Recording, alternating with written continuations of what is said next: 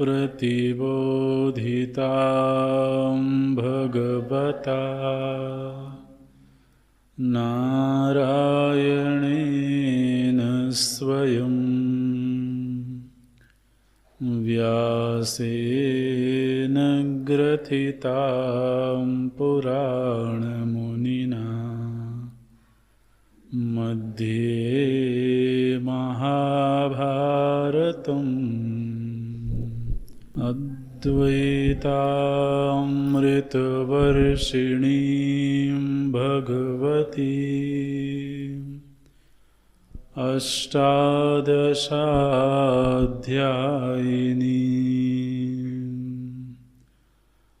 अम्ब त्वामनुसन्दधामि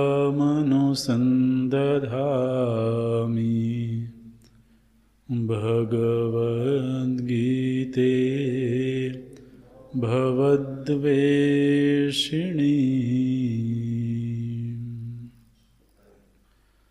नमोऽस्तु ते व्यासविशालबुद्धे फुल्लारविन्दायतपत्रनेत्र येन त्वया भारततैलपूर्णः प्रज्वालितो ज्ञानमयः प्रदीपः प्रपन्नपारिजाताय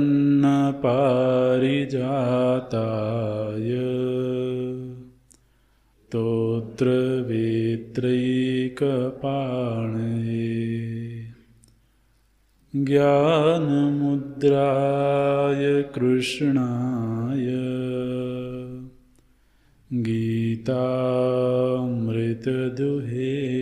नमः। सर्वोपनिषदो गावो दुग्धा गोपालनन्दना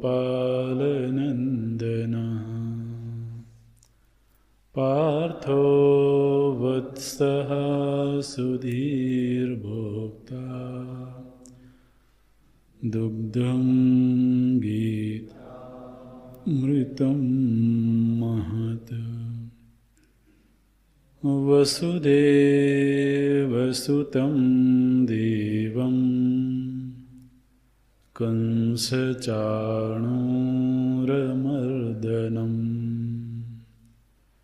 देवकी परमानन्दं कृष्णं वन्दे जगद्गुरुम्। कृष्णं वन्दे जगद्गुरुम्।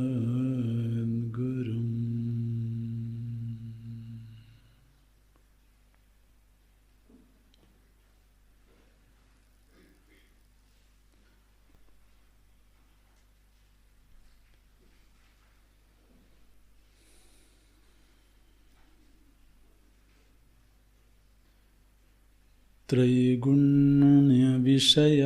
वेह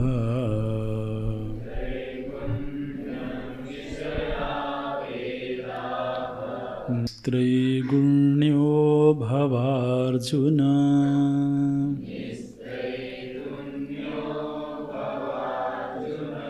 निर्द्वन्द्वो नित्यसत्त्वस्थः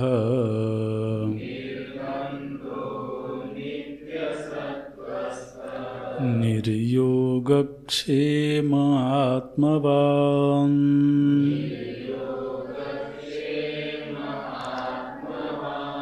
यावानर्थ उदपाने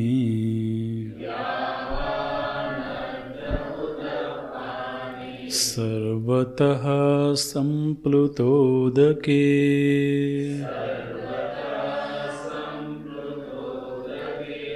तावान् सर्वेषु वेदेषु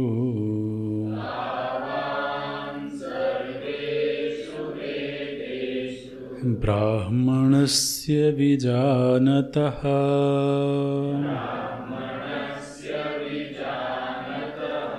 यावानर्थ उदपाने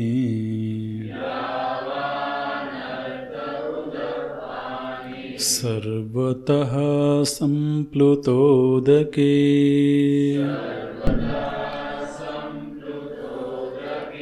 तावां सर्वेषु वेदेषु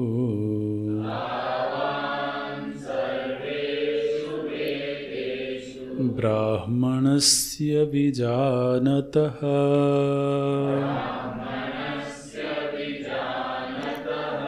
कर्मण्येवाधिकारस्ते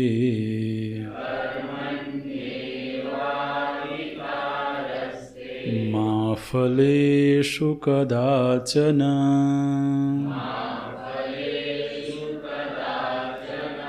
मा कर्मफलहेतुर्भूः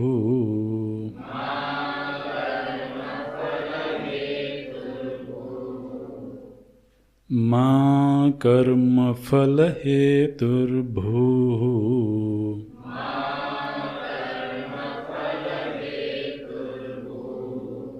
मा ते सङ्गोऽस्त्वकर्मणि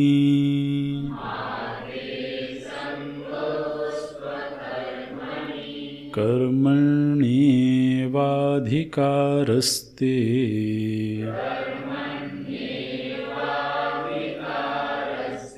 मा फलेषु कदाचन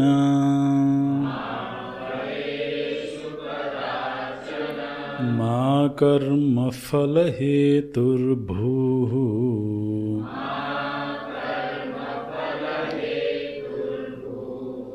मा ते सङ्गोऽस्त्वकर्मणि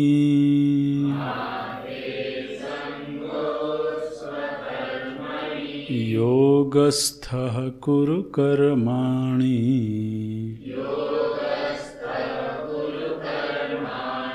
सङ्गं त्यक्त्वा धनञ्जय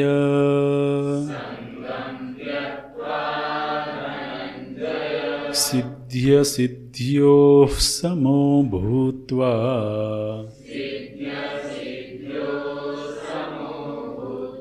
समत्वं योग उच्यते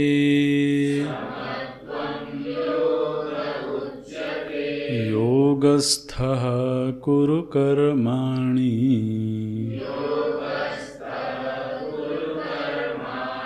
सङ्गं त्यक्त्वा धनञ्जय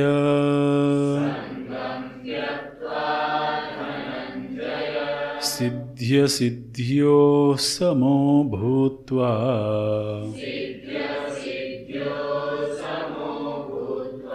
समत्वं योग उच्यते समत्वं योग उच्यते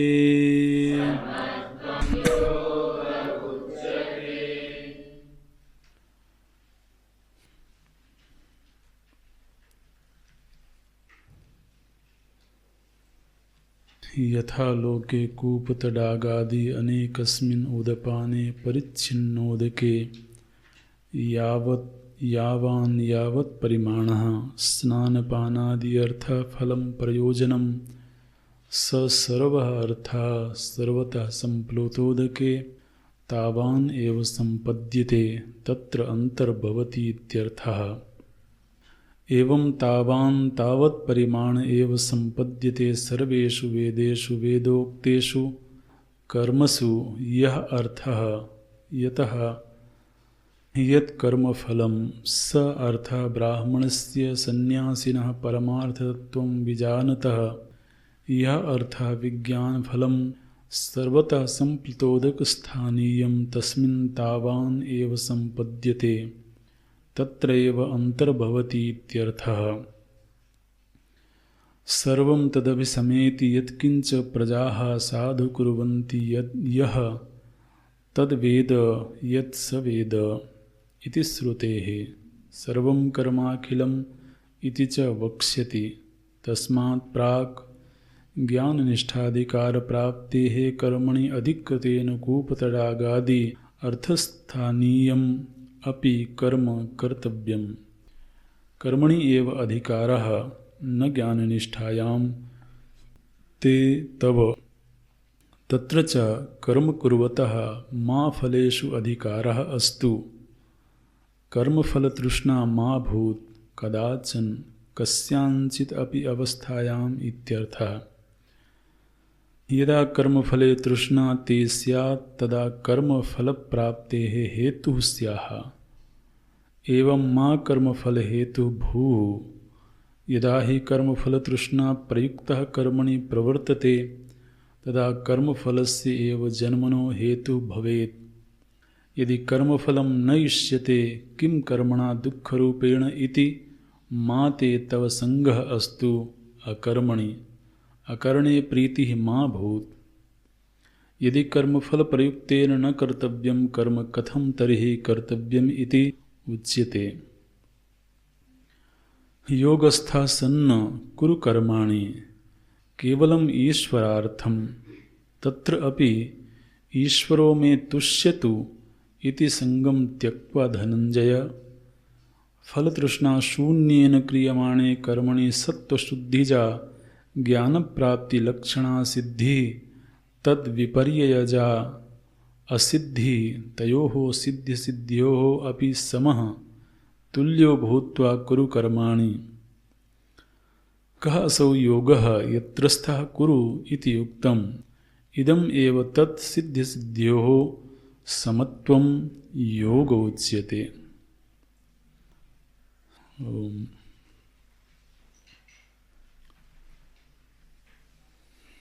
योग बुद्धि के प्रकरण में तो भगवान योग बुद्धि को धारण करने की योग्यता का निरूपण करते हैं। चूँकि यह बुद्धि है, वो बुद्धि का स्थान अंतःकरण है, इसलिए मुख्य रूप से उसी की योग्यता की चर्चा होगी। तो जितनी भी यहाँ पर योग्यताएं बताई गई हैं, इनमें से कोई भी योग्यता शरीर संबंधी नहीं है, यहाँ तक कि इंद्रिय संबंधी भी नहीं है। तो जो त्रिगुणात्मक जगत है वह अभीष्ट न बने, तो अभीष्ट तो हमारी बुद्धि में ही होता है। चाहत नाम की जो चीज़ है वह बुद्धिस्थ ही है। इसलिए बुद्धि में किसी बाह्य पदार्थ की चाहत न होवे। दूसरा, जो परिस्थितियां हैं उनका अंतिम फल वास्तव में दुख रूप या सुख रूप ही होता है, जो अनुभूति अंतःकरण में प्रकट होती है।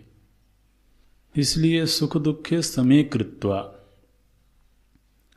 माने यह बौद्धिक निर्णय हो गया है कि अब परिस्थिति चाहे सुख का सृजन करे या दुख का सृजन करे, मैं अपने संकल्प से विचलित नहीं होऊंगा।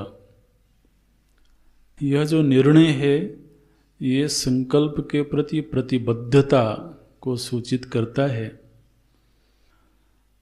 अन्यथा यदि ऐसा कहा जाता है कि जो व्यक्ति किसी आदर्श पर खड़ा नहीं होता है वह किसी भी आसक्ति में गिर सकता है। इसलिए जीवन में कोई संकल्प तो होना ही चाहिए, अन्यथा हर दिन एक परिस्थिति आती है और उस परिस्थिति के समाधान का संकल्प उठता है। तो हर दिन की परिस्थिति के समाधान में ही जीवन गुजरता चला जाता है। जीवन का कोई अंतिम प्राप्तव्य तो होता नहीं है। ऐसा नहीं होना चाहिए। उसके लिए कहा गया निर्द्वंद्वः। अंतःकरण चूँकि त्रिगुणात्मक है, इसलिए वह तमोगुण भी हो सकता है, रजोगुणी भी हो सकता है, सत्वगुणी भी हो सकता है। तो व्यक्ति अपने रहन सहन, अपने खान पान, अपनी वेशभूषा, अपने व्यवहार, अपने संबंध, इन सभी को इस तरह से सुनियोजित करे, इस तरह से समायोजित करे कि ये सब उसके अंतःकरण में सत्व गुण की वृद्धि करने वाले हों। तो हमारे भीतर जो गुणों का परिवर्तन है वह भी हमारे व्यवहार से प्रभावित होता है। किसी ऐसे व्यक्ति का संग हो जाए जो बहुत रजोगुणी होवे, तो वह संग हमारे भीतर रजोगुण को बढ़ा देगा। कोई ऐसा संग हो जो बहुत तमोगुणी हो, अकर्मण्य हो, तो उसके संग का प्रभाव ऐसा होगा कि हम भी धीरे धीरे करके प्रमादी होते जाएंगे। कोई ऐसा मैत्री संबंध मिल जाए जिसमें उत्साह हो, सत्संकल्प हो, हमेशा प्रसन्न रहने का स्वभाव हो, तो उसके व्यक्तित्व का हमारे ऊपर प्रभाव पड़ता है। खान पान यदि अव्यवस्थित है, रजोगुणी है, तो उसका प्रभाव हमारे चित्त पर पड़ता है। किस तरह के परिवेश में रहते हैं, उस परिवेश का प्रभाव चित्त पर पड़ता है। इसलिए भगवान तो कहते हैं कि नित्य सत्वस्थो भव, लेकिन ये नित्य सत्वस्थो भव का मतलब है अपनी पूरी जीवनचर्या को व्यवस्थित करना, अपने पूरे व्यवहार को व्यवस्थित करना। केवल एक चीज से सत्वगुण की वृद्धि होगी ऐसा नहीं कह सकते हैं। इसलिए संग, खान पान, वस्त्र, महाराज जो हमारे वस्त्र हैं वो भी हमारे भीतर गुणों के परिवर्तन में भूमिका निभाते हैं। शुद्ध भारतीय परिवेश धारण किया जाए तो उसका एक प्रभाव होता है, वहीं जो पाश्चात्य संस्कृति की वेशभूषा है उसे धारण किया जाए तो एक प्रभाव होता है। तो पहनावा भी हमारे अंतःकरण के गुणों को प्रभावित करता है। भगवान के द्वारा दिया गया यह शब्द बहुत कुछ कहता है। नित्य सत्वस्थो भव, निर्योगक्षेम भव, इससे भगवान ये संकेत करते हैं कि अपने जीवन में योगक्षेम के लिए अब वह किसी बाह्य वस्तु, व्यक्ति आदि पर आश्रित नहीं है। अब उसका जो आश्रय है वो भगवान है। तो योगक्षेम का वहन तो चाहिए ही, योगक्षेम के बिना तो जीवन संभव ही नहीं दिखाई देता है। अब जरूरत इस बात की है कि उस योगक्षेम का वहन कौन करेगा। तो चाहे वो धन का संग्रह हो या लोगों के साथ संपर्क हो, ये सब हमारे योगक्षेम के वहन के ही हेतु बनते हैं। लेकिन अब कोई यदि श्रेयार्थी हो गया है तो वो फिर ईश्वर को अपना आश्रय बनाता है। दुनिया को आश्रय बनाने में कोई दिक्कत नहीं है, लेकिन देखिए जब भगवान को हम आश्रय बनाते हैं और दुनिया को आश्रय बनाते हैं अपने योगक्षेम के लिए, तो इनमें एक बड़ा अंतर दिखाई देता है। क्या अंतर दिखाई देता है कि दुनिया हमारे योगक्षेम का वहन करेगी, लेकिन हमें उसकी कीमत चुकानी होती है। प्रभु जी ये कभी नहीं कहते हैं कि मैं तुम्हारे योगक्षेम का वहन करूंगा तो तुम्हें उसकी कीमत चुकानी है। हाँ, यहां तक कि वो ये भी नहीं कहते कि तुम एहसानमंद रहो। तो ये जो कीमत चुकाने का दबाव है, ये दबाव भी कोई छोटा मोटा दबाव नहीं है।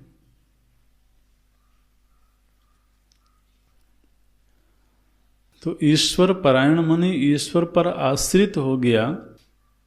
अब ईश्वर पर आश्रित वो व्यक्ति भी हो जाता है जो दुनिया से हताश होता है। ऐसी ईश्वर परायणता नहीं, बोले अब हर जगह आजमा के देख लिया, कहीं से बात बनी नहीं तो भगवान के भरोसे हैं, ऐसा नहीं। ये तो फिर मजबूरी का नाम ब्रह्मचारी है। महात्मा उनके क्यों पकड़े भाई? अब कहीं और आश्रय मिला नहीं तो चलो ऐसे नहीं। मने वो इतना समर्थ है कि दुनियावी आश्रयों को भी वो अफोर्ड कर सकता है। ऐसे कोई मजबूर व्यक्ति थोड़ी भक्त कहलाता है। बोले मजबूर है, कहीं नौकरी चाकरी लगी नहीं, घर वालों ने भगा दिया है, तो बोले भगत जी बन गए अब। ऐसा नहीं। आप समझिए तो कि जो इतना समर्थ है, इतना विवेकी है, उसके लिए दुनिया में कोई भी चीज पाना कौन सी बड़ी बात है। जो नित्य सत्वस्थ है, जो निर्द्वंद्व है, वो कोई साधारण व्यक्ति है क्या? वो दुनिया की बड़ी से बड़ी उपलब्धियों को अर्जित कर सकता है।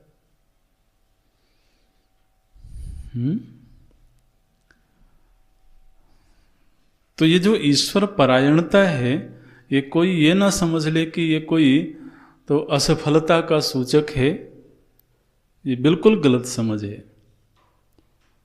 दुनियावी चीज में हाथ डाल दे तो बड़ी से बड़ी उपलब्धियां उसके कदमों में होंगी,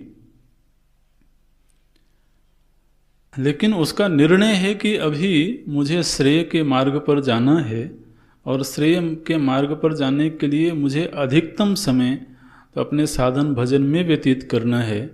तो मेरे पास वक्त नहीं है कि मैं धनार्जन के लिए अतिरिक्त प्रयत्न करूं, अतिरिक्त श्रम करूं। और जबकि प्रभु जी ने भी ये वादा कर रखा है कि वो योगक्षेम का वहन करेंगे, तो इसलिए वो भगवत आश्रित होता है। और भगवत आश्रित होना ये बहुत बड़ा बौद्धिक निर्णय है, बहुत हिम्मत का निर्णय है। इसके लिए बड़ी हिम्मत चाहिए और बड़ा भरोसा चाहिए, क्योंकि ऐसा नहीं होता है वहाँ पर कि अब हम आज से भगवत आश्रित हो गए तो हर महीने की अंतिम तारीख तो को वेतन आना शुरू हो जाएगा।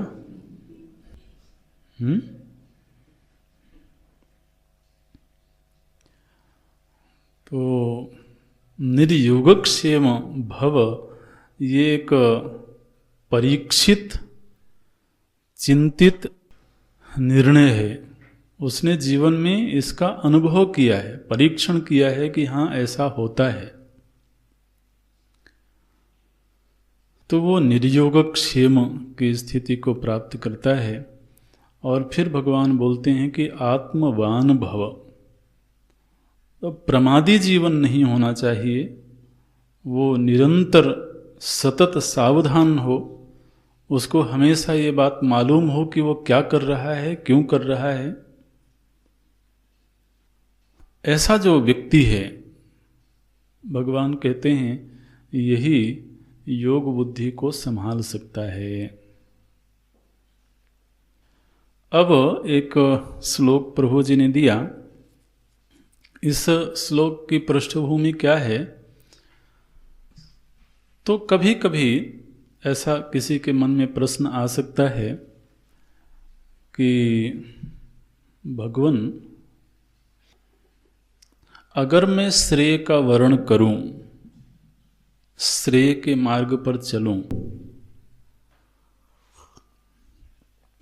तो प्रेय से मिलने वाली जो सुख सुविधाएं हैं, प्रेय से मिलने वाला जो आनंद है, उससे तो मैं वंचित हो गया। ऐसा किसी के मन में प्रश्न आ सकता है कि प्रेय भी तो एक प्रकार का सुख ही है ना। दुनियावी सुख है, परिस्थिति जन्य सुख है, लेकिन है तो वह भी सुख, और दुनिया उसी का वर्ण करती है। तो अब यदि मैं प्रिय श्रेय के मार्ग पर चलता हूं,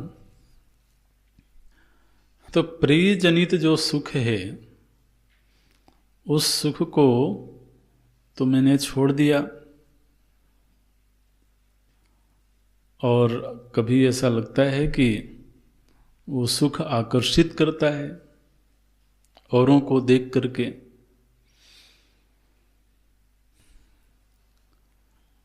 तो ऐसी स्थिति में संभव है कि कोई थोड़ा सा निराशा की ओर जावे, क्योंकि श्रेय का वर्ण करने पर सुख तो है, आगे चल करके असीमित सुख है, लेकिन आरंभिक समय में संभव है कि वह ऐसा महसूस करे कि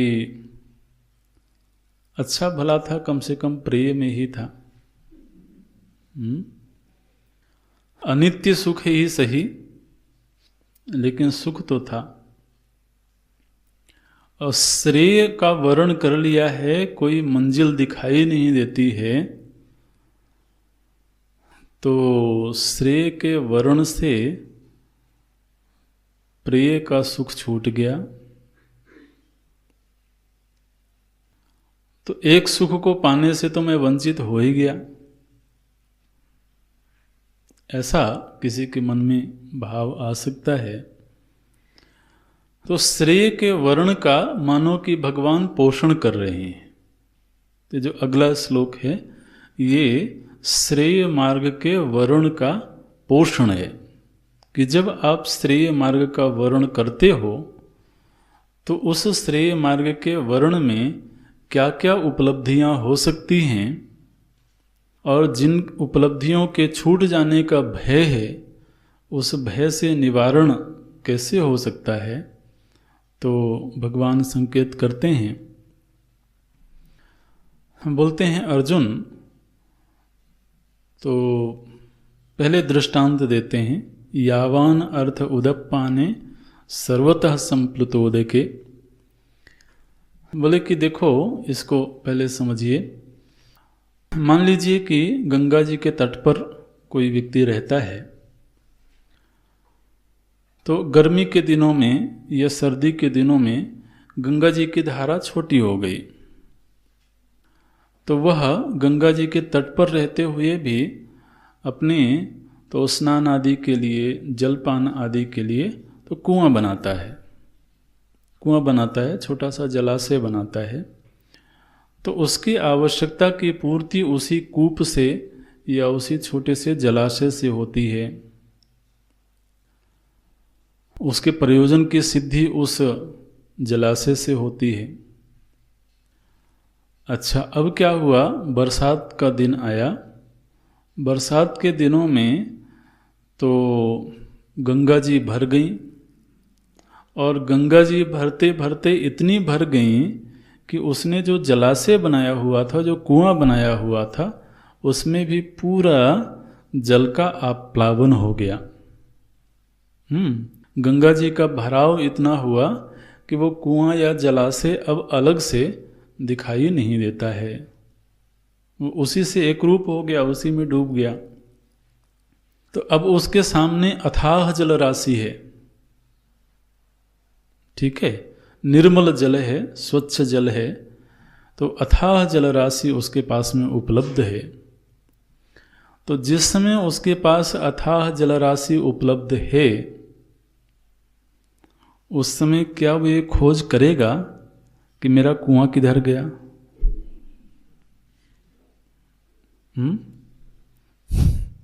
मेरा जलाशय किधर गया? ऐसी खोज करेगा क्या? क्यों? क्योंकि उस छोटे से कूप से या जलाशय से जिस प्रयोजन की सिद्धि हो रही थी, उससे कई गुना प्रयोजन की सिद्धि अब उस विशाल जलाशय से होने लगी। तो उस विशाल जलाशय के आ जाने से कुएं के जल से जो सुख मिल रहा था उसको, क्या वो उस सुख से वंचित हो गया?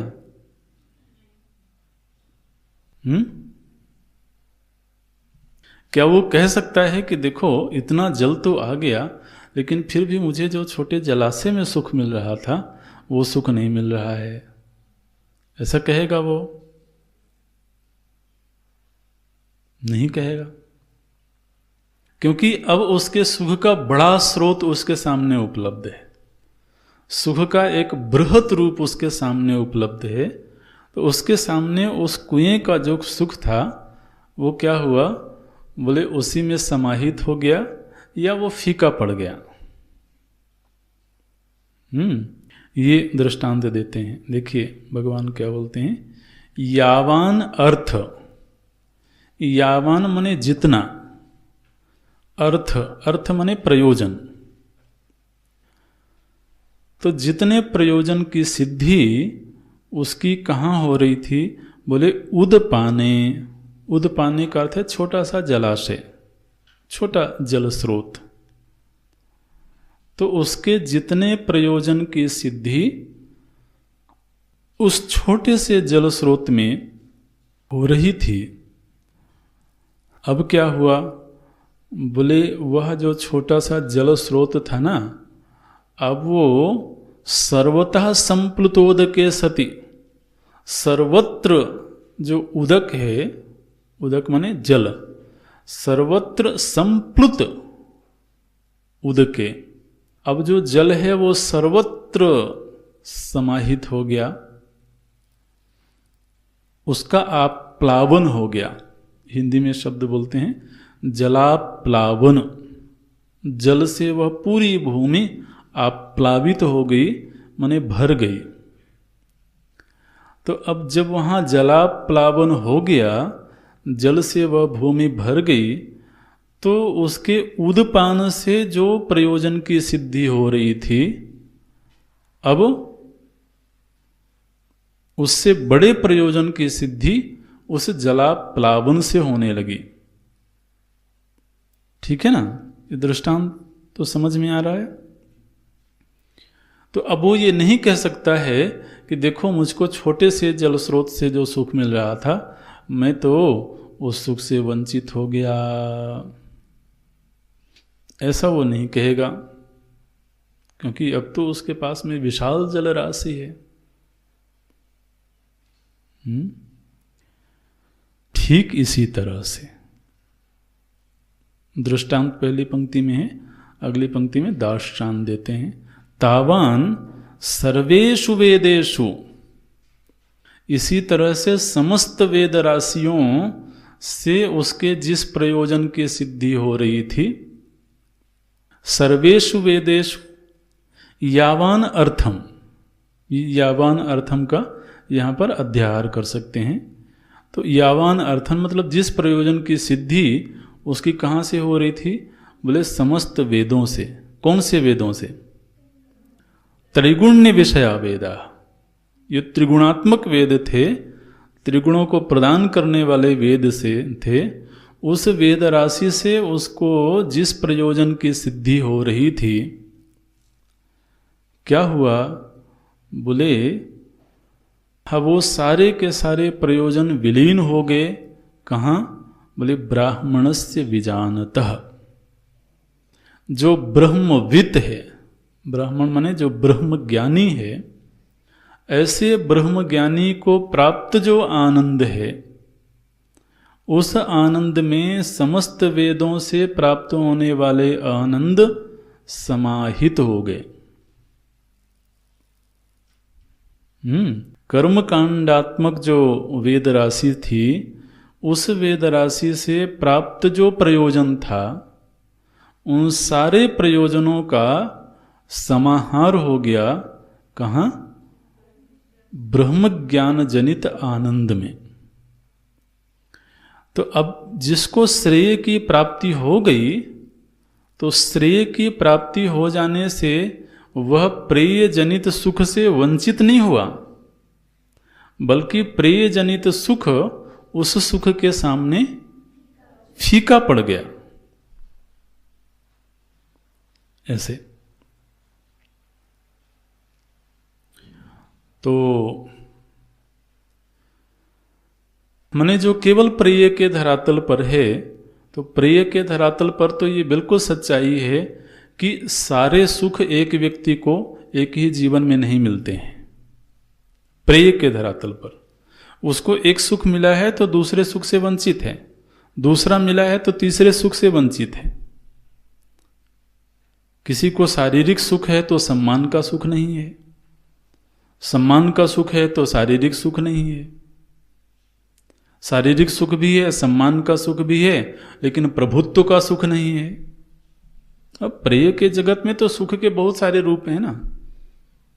अब कोई व्यक्ति है जो बहुत बड़े पद पर है, प्रभुत्व है उसके पास में, लेकिन शरीर ही कमजोर हो गया, तो प्रभुत्व का सुख होने पर भी शारीरिक सुख से वंचित है। किसी का शरीर बहुत हृष्ट पुष्ट है, लेकिन उसके पास में ऐश्वर्य का अभाव है। तो प्रिय के जगत में तो ये जरूर सत्य है कि उसे कोई सुख मिलेगा, कोई सुख नहीं मिलेगा, तो किसी सुख से वंचित होगा, किसी सुख की उपलब्धि होगी। लेकिन ये जो श्रेय से प्राप्त होने वाला सुख है, यह सारे ही सुखों का समाहार है। माने श्रेय का सुख मिल जाने के बाद वो ये नहीं कह सकता है कि अरे मैं उस सुख से तो वंचित रह गया, क्योंकि उसको सुख का वो धरातल प्राप्त हुआ है, आनंद का वो स्तर प्राप्त हुआ है जहां उसको तृप्ति की अनुभूति हो गई। तो उस तृप्ति की अनुभूति में उसके लिए कोई भी अन्य प्रयोजन का अभाव नहीं रह गया। ये भगवान बोलते हैं। तो प्रिय के मिल जाने से श्रेय का सुख नहीं मिलेगा, लेकिन श्रेय के मिल जाने से प्रिय का सुख भी सहज प्राप्त है उसको, ऐसे है। इसलिए ये एक तरह से श्रेय के वर्ण का पोषण है। भगवान पोषण करते हैं कि देखो, जब तुम श्रेय का वर्ण करोगे, अभी तो उसको श्रेय की प्राप्ति नहीं हुई है, इसीलिए अभी तो वर्ण कर रहा है, लेकिन वर्ण करते समय भी उसको भगवान ये आश्वासन दे रहे हैं कि तुम इस बात से निश्चिंत रहो कि तुमसे कोई चीज छूट जाएगी, तुमसे कोई आनंद छूट जाएगा। बल्कि यह श्रेय ऐसी चीज है जो अन्य सारे ही सुखों से श्रेष्ठ सुख को देने वाली चीज है। इसलिए तुम किसी चीज से वंचित नहीं होगे। ये बोलते हैं, तावां सर्वेषु वेदेषु ब्राह्मणस्य विजानतः। देखिए भाष्य में हम बीच में एक पंक्ति दिखाएंगे, अगले पृष्ठ पर है, जहां पर बोलते हैं सह अर्थः, और शुरू से ही देख लेते हैं जो दूसरा पैराग्राफ है। एवं तावान तावत परिमाण एव संपद्यते सर्वेषु वेदेषु वेदोक्तेषु कर्मसु यह अर्थः। ये वाक्य मिला, वेदोक्तेषु कर्मसु, वेद में बताए हुए जितने कर्म हैं उन कर्मों से जिस अर्थ की सिद्धि होगी, यह अर्थः माने यत् कर्म फलम, जो कर्म का फल मिलेगा, सह अर्थः, कौन सा अर्थ? जो कर्मों के फल से मिलने वाला जो अर्थ है, सह अर्थः ब्राह्मणस्य सन्यासिनः परमार्थ तत्वं विजानतः, जिसने परमार्थ तत्व को जान लिया है, यह अर्थ विज्ञान फलम, तो विज्ञान के फल रूप में, मतलब आत्मज्ञान के फल के रूप में जो आनंद मिलता है वह कैसा है? सर्वतः संप्लुतोदक स्थानीयम, तो वह आप प्लावित हो गए जल के स्थान पर, वह ब्रह्मानंद है। तस्मिन, उस ब्रह्मानंद में, तावान एव संपद्यते तत्र एव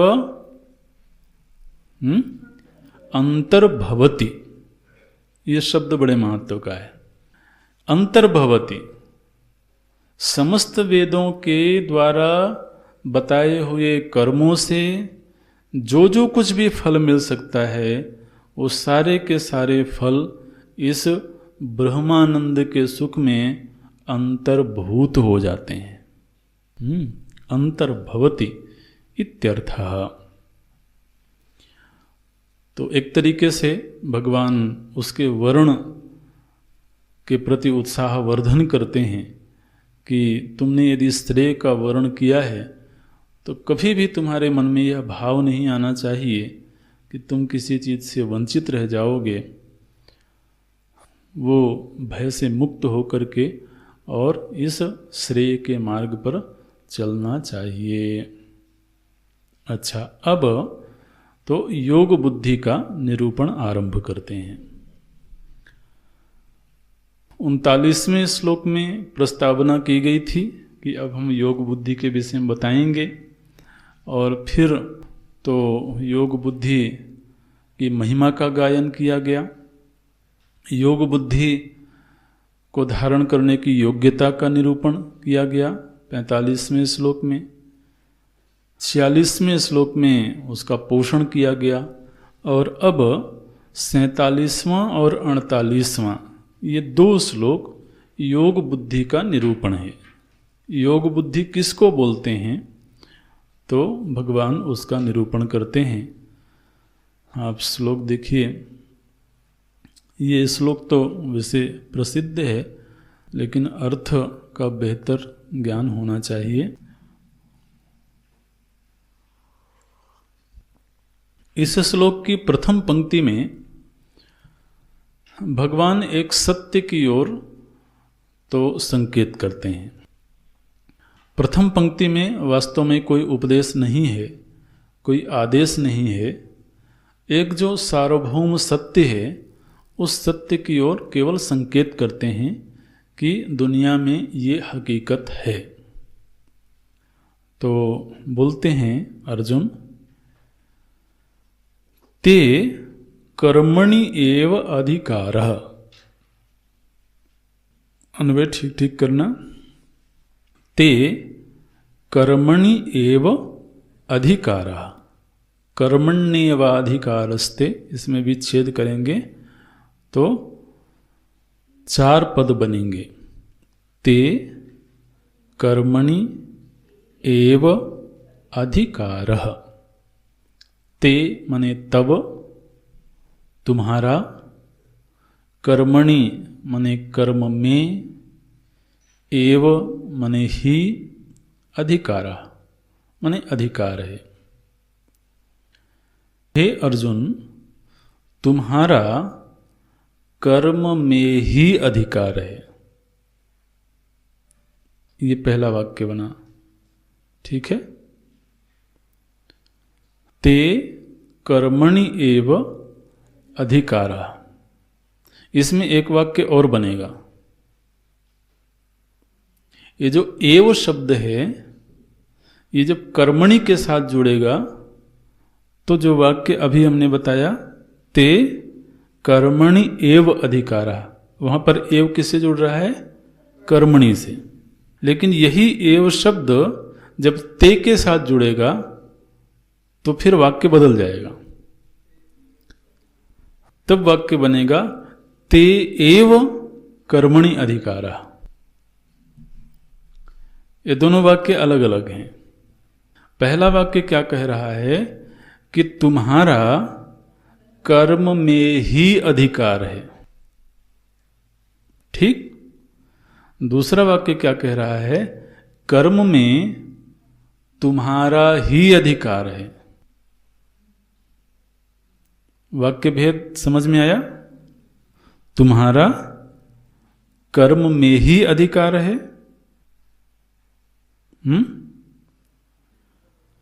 दूसरा, कर्म में तुम्हारा ही अधिकार है। ये दोनों वाक्य भेद समझ में आ रहा है कि नहीं आ रहा है?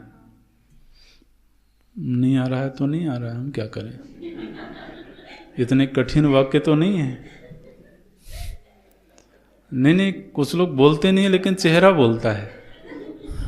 समस्या ये है। जबकि इतने कठिन वाक्य नहीं बोले जा रहे हैं, और सीधी सी बात बोली जा रही है भाई, और फिर इतना मुश्किल क्यों होना। माने जो कर्म नाम की चीज है उसमें तुम्हारा ही अधिकार है, इसका मतलब पशुओं का अधिकार नहीं है। एक बात ये हो गई। कर्म नाम की एक वस्तु है, ठीक है, कर्म नाम की वस्तु यहां रखी है, उस पर अधिकार किसका है? बोले केवल तुम्हारा अधिकार है। तब क्या वाक्य बनेगा? ते एव, तुम्हारा ही इस कर्म में अधिकार है। दूसरा वाक्य क्या बनता है कि कर्म में तुम्हारा कर्म में ही अधिकार है। अब यहां पर क्या हुआ कि तुम्हारा अन्य किसी चीज में अधिकार नहीं है, केवल कर्म में, तो वहां तुम्हारे को सीमित कर दिया गया और वहां पर कर्म को सीमित किया गया। चलो इतनी व्याख्या काफी है। वैसे तो केवल वाक्य बोलने से ही ग्रहण हो जाना चाहिए था। तो भगवान बोलते हैं, अर्जुन, एक ये सच्चाई है, एक सार्वभौम सच्चाई है, ये इम्पोज की हुई चीज नहीं है, ये किसी की ओर द्वारा थोपी हुई चीज नहीं है, बल्कि एक यूनिवर्सल फैक्ट है। क्या है? बोले तुम्हारा कर्म में ही अधिकार है। इसका मतलब है कि कर्म में ही स्वातंत्र्य है। अधिकार का मतलब क्या होता है? स्वातंत्र्य। जैसे हम कहते हैं कि इस कमरे में तुम्हारा अधिकार है, एक कमरा आपको दे दिया गया, तो क्या कहा कि इस कमरे में तुम्हारा अधिकार है। मतलब क्या है कि अब उस कमरे को उपयोग करने के लिए तुम स्वतंत्र हो, तुम्हारा स्वातंत्र्य है। तो जब भगवान ये कहते हैं कि तुम्हारा कर्म में अधिकार है, इसका मतलब कर्म करने में तुम स्वतंत्र हो गए। कर्म करने में स्वतंत्रता का निर्णय कब होगा? जबकि हमारे सामने जो कर्म उपलब्ध है, अगर मैं चाहूं कि मुझे ये कर्म नहीं करना है तो मैं नहीं भी कर सकता हूं। स्वतंत्रता की सिद्धि तब होगी जब मैं चाहूं कि ये कर्तव्य मेरे सामने उपलब्ध है, लेकिन मैं नहीं करना चाहता हूं तो नहीं करूंगा। यदि चाहूं कि मैं करूंगा तो करूंगा, और यदि चाहूं कि मैं अन्य कोई कर्म करूंगा, तो कर्तुम अकर्तुम अन्यथा कर्तुम, ये तीनों का जब स्वातंत्र्य हमको उपलब्ध होवे, तब कहा जाएगा कि कर्म में तुम्हारा अधिकार है।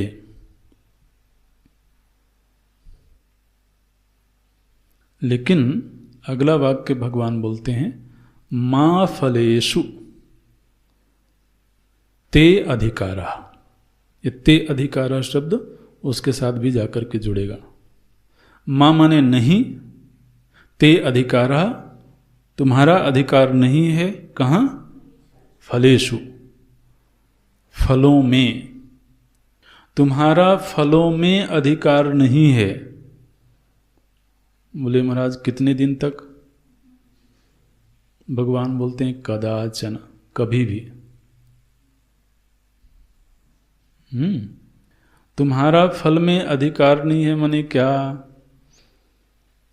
इनको अच्छे से समझना, नहीं तो कोई वाक्य जो है ना समाज में बहुत प्रचलित तो हो जाता है, लेकिन उसका अर्थ गांभीर्य तो सभी को नहीं समझ में आता है। तो बोलेंगे कि कर्म किए जा, फल की चिंता मत कर। ये है गीता का उपदेश, ऐसे बोलते हैं। तो इसलिए मंत्र को अच्छे से समझना। यहां पर भगवान अधिकार की बात कर रहे हैं, और अधिकार की बात कर रहे हैं माने उसको समझना है। अधिकार की बात माने क्या? माने इसका अर्थ का अनर्थ कैसे हो जाता है जब व्यक्ति ये कहे कि नौकरी करने में तो तुम्हारा अधिकार है, लेकिन 31 तारीख को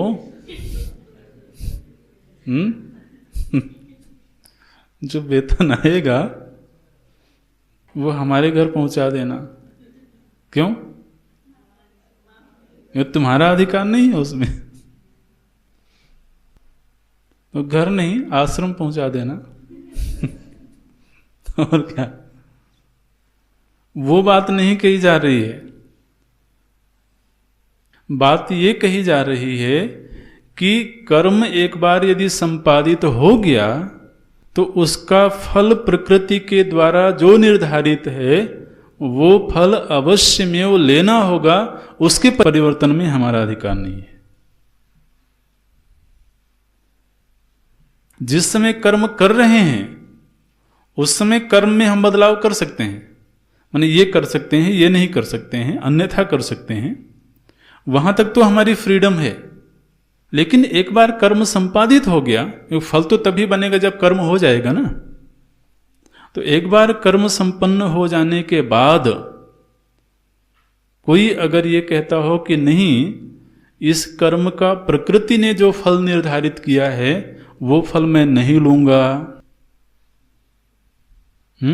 या उसका फल बदल जाए, वहां फ्रीडम नहीं है। वो तो फिर सार्वभौम संविधान के तहत उस संपादित कर्म का जो फल निर्धारित किया गया है वो फल अवश्यमेव आएगा ही, उसके बदलाव में अपना कोई अधिकार नहीं है। ये बात समझ में आ रही है? फल में तो अधिकार है, माने फल तो भोगना होगा, लेकिन उस फल को बदल देने में स्वतंत्रता नहीं है। माने इसको ऐसे व्यावहारिक बनाएं कि हमारे सामने एक कर्तव्य आया है हमारे वर्णाश्रम की पहचान के आधार पर, लेकिन हमने उस विहित कर्म का संपादन नहीं किया, निषिद्ध कर्म का संपादन किया। तो अब हमारे पास स्वतंत्रता थी यहां पर कि हम विहित कर्म का त्याग कर दें, निषिद्ध कर्म का संपादन करें। तो ये स्वतंत्रता है, यहां पर अधिकार है। लेकिन एक बार निषिद्ध कर्म संपादित हो गया, बाद में मन में क्या इच्छा होवे कि इस निषिद्ध कर्म का फल शुभ आवे, अब यहां पर स्वतंत्रता नहीं है। वो तो फिर अवश्यमेव भोक्तव्यम कृतम कर्म शुभाशुभम, ये भगवान बोल रहे हैं। और ये किसी शास्त्र के द्वारा निर्धारित निर्णय नहीं है, किसी धर्म के द्वारा निर्धारित निर्णय नहीं है, यह एक सार्वभौम सिद्धांत है।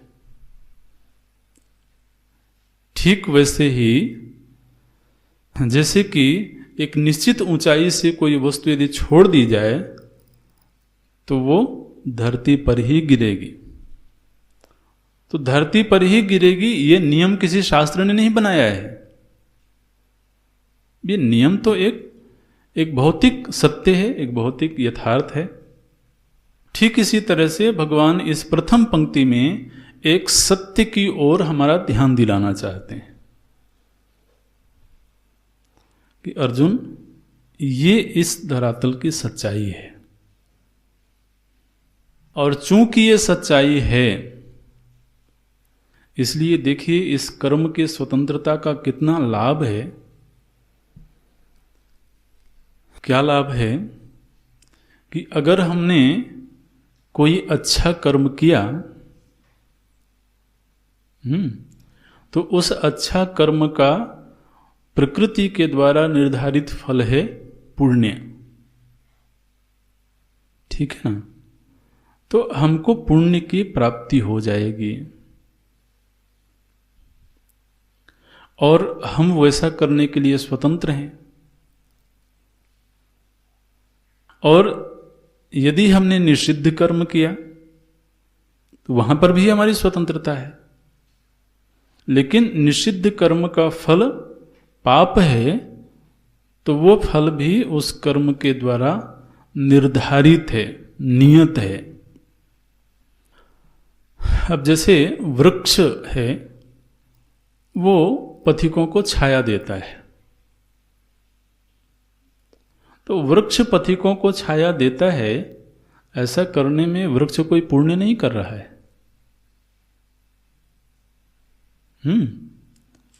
क्योंकि वो अगर किसी दिन चाहे कि मैं छाया नहीं दूंगा तो क्या वो स्वतंत्र है?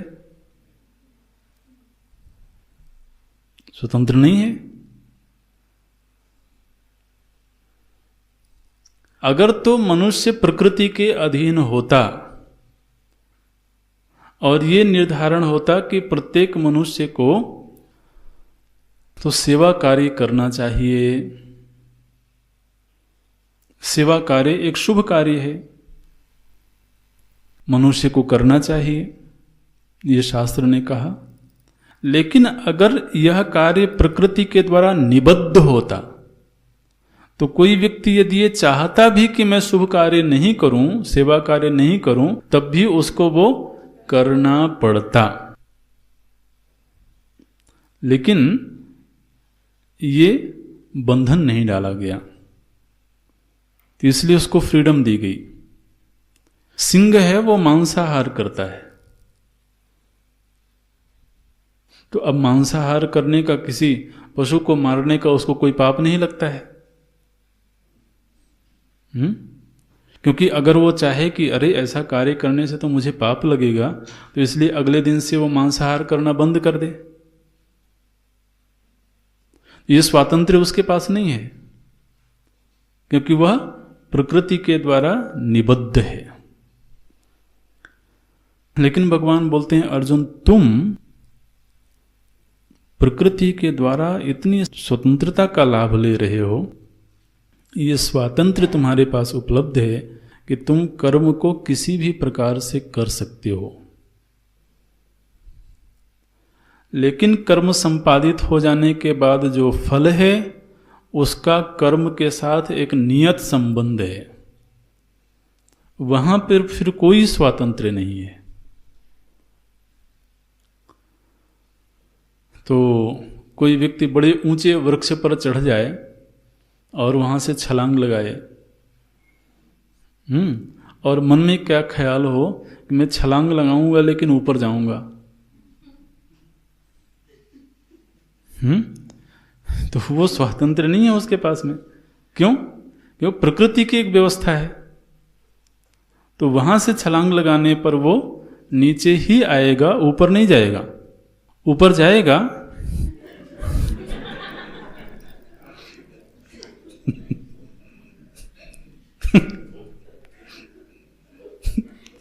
लेकिन शरीर से नहीं। तो अब ये एक सार्वभौम व्यवस्था, सार्वभौम नियम है। अगर ये गणित किसी को समझ में आती हो,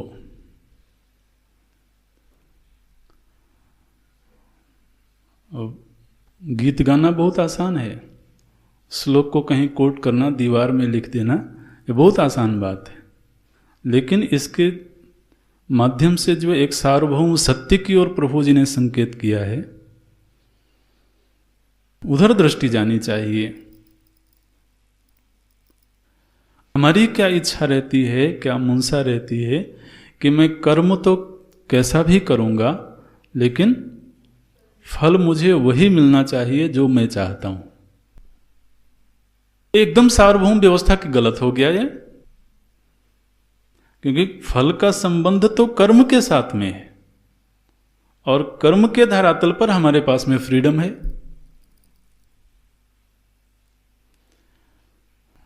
अच्छा, ये नियम है। अब मेरे लिए आदेश क्या है भगवान? अगली पंक्ति में भगवान आदेश देते हैं। क्या आदेश देते हैं? बोले, अर्जुन तुम जिस समय कर्म में प्रवृत्ति करो उस समय पर कर्म फल हेतु मां भू, ये अगला वाक्य है, कर्म फल हेतु मा भूहु। ये पहला आदेश है, तुम कर्म फल हेतु मत बनो। सीधा सीधा वाक्य क्या बनेगा, तुम कर्म फल हेतु मत बनो। कर्म फल हेतु मत बनो माने क्या, बोले जब तुम्हारी कर्म में प्रवृत्ति हो तो तुम्हारे कर्म की प्रवृत्ति का हेतु फल नहीं होना चाहिए।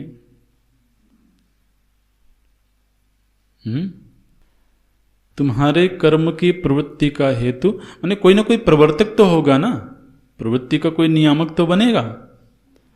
तो बोलते हैं तुम्हारे कर्म की प्रवृत्ति का हेतु फल नहीं होना चाहिए। अब ये आदेश हो गया। तो बोले कि महाराज, दुनिया में तो हर व्यक्ति के कर्म की प्रवृत्ति का हेतु फल ही होता है। आखिर कर्म में प्रवृत्ति क्यों होती है? क्योंकि फल दिखाई देता है। तो फल का निश्चय करके ही तो कर्म में प्रवृत्ति होती है कि इस कर्म में प्रवृत्त होऊंगा तो ये फल मिलेगा। अब आप बिल्कुल ऐसा आदेश दे रहे हो जो दुनिया में दिखाई नहीं देता है। कि दुनिया में अधिकतम जो प्रवृत्ति है वो तो फल को ध्यान में रख करके ही हो रही है कि ये फल मिलेगा, इसलिए फल पर दृष्टि पहले चली गई, तो फिर उस फल को प्रदान करने वाला जो कर्म है उस कर्म में प्रवृत्ति हुई। तो कर्म में प्रवृत्ति का प्रायोजक कौन है? भविष्य में मिलने वाला फल। और भगवान क्या कह रहे हैं कि कर्म फल हेतु माने ये उस व्यक्ति की संज्ञा है। किस व्यक्ति की? जो व्यक्ति कर्म में प्रवृत्त हो रहा है और प्रवृत्ति से पहले उसके चित्त में फल बुद्धि बन गई है, ऐसे व्यक्ति की संज्ञा बनाई गई कर्म फल हेतु। भगवान क्या कहते हैं, तुम कर्म फल हेतु मत बनो। बोले भगवान, यदि फल सामने न दिख रहा हो तो कर्म में जो उत्साह होना चाहिए वो तो नहीं रहेगा। तो अब इसका जो दूसरा रूप है वो क्या होगा? बोले फिर ये होगा कि कर्म के प्रति वह निरुत्साही हो जाएगा। प्रथम दृष्टया इस वाक्य का यदि कोई पालन करे और भगवान ने कह दिया कि उसको तुम फल पर दृष्टि नहीं रखो, तो वो फल ही तो उसको मोटिवेट कर रहा था, वही तो उसको प्रेरित कर रहा था, और आपने कह दिया कि उधर दृष्टि नहीं रखना। तो उधर दृष्टि नहीं रखते ही क्या होगा कि फिर वह संभव है कि अकर्मण्यता की ओर चला जाए। महाराज भगवान बिल्कुल दोनों तरफ बाड़ बना देते हैं, चलो सीधे, लेकिन इधर उधर मत देखना। एक तरफ फल है उधर भी मत देखना। अच्छा, फल की तरफ से दृष्टि हटा लिए तो बोले फिर अकर्मण्य हो जाएंगे, उधर भी बाड़ बना दिया। क्या बोलते हैं? माते संगः अस्तु अकर्मणि ते अकर्मणि संगः मां अस्तु। तुम अकर्म से दोस्ती मत कर लेना। अकर्मणि ते संगः मां अस्तु, तुम अकर्म से दोस्ती मत कर लेना। क्योंकि भगवान को लगा कि बिल्कुल ये संभव है। आखिर आप बताइए, जब किसी को कहा जाए कि आप युद्ध में सन्नद्ध हो जाओ, युद्ध के लिए प्रेरित किया जाए, तो उसको विजयश्री तो दिखानी पड़ेगी ना। देखो ये विजयश्री है। इस तरह से जब तुम युद्ध करोगी तो विजयश्री तुम्हारे कदमों में होगी, राजाओं के किरीट तुम्हारे कदमों में होंगे। आखिर किसी को कर्म में उत्साहित कैसे किया जाता है? कर्म से मिलने वाले जो लाभ हैं उन लाभों को दिखा करके ही तो किसी को कर्म में प्रेरित किया जाता है। तो अब कर्म में प्रेरित करने वाला जो फैक्टर है, जो एक मजबूत फैक्टर है, वो तो फल ही है, उपलब्धियां ही हैं। और प्रभु जी ने जैसे ही ये कह दिया कि तुम उपलब्धियों पर चित्त को केंद्रित मत करना, उसका ही फिर दूसरा रूप क्या बनेगा कि फिर वह कर्म के प्रति कहीं निरुत्साही होने लगेगा और हो सकता है कि वह अकर्मण्यता की ओर जाने लगे। तुरंत ही भगवान सावधान है एकदम से, अकर्मणि संगः मास्तु, तुम अकर्मण्यता की ओर मत जाना। अब क्या करें? क्या करें? अगले श्लोक में चलें?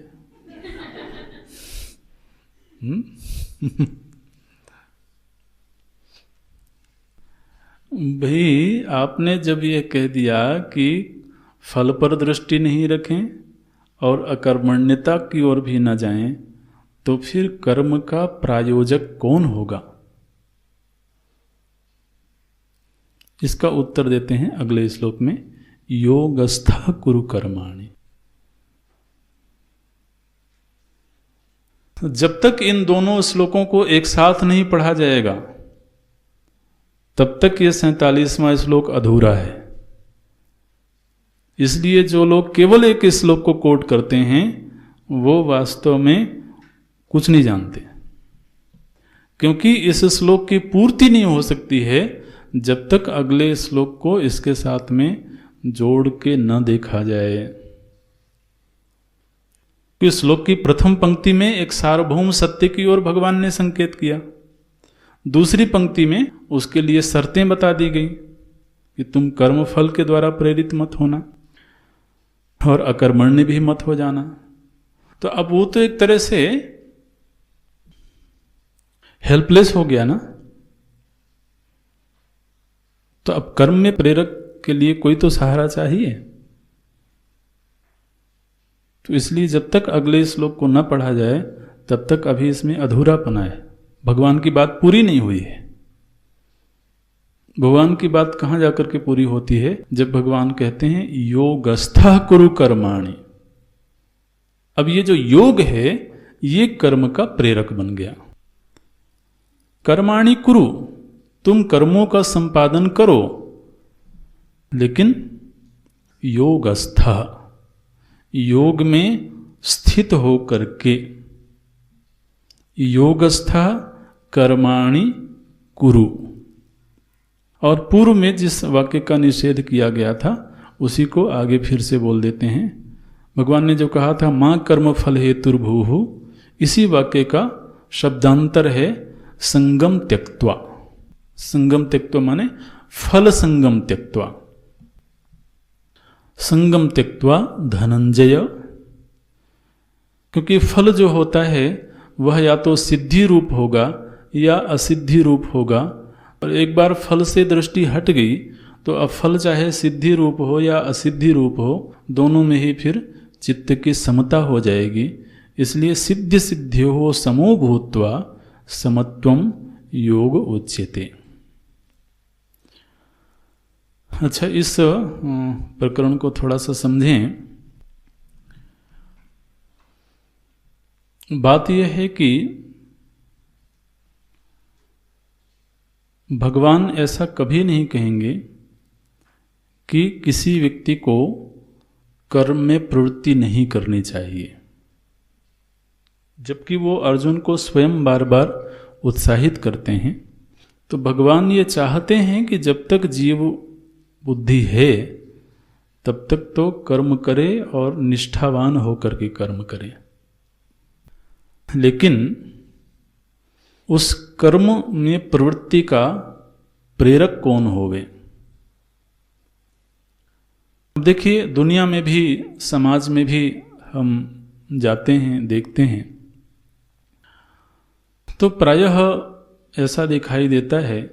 आप मान लीजिए किसी कंपनी में गए, ये प्रसंग ऐसे हैं जो समाज से सीधे जुड़े हुए हैं, इसलिए केवल साधक के धरातल पर ही नहीं बल्कि समाज से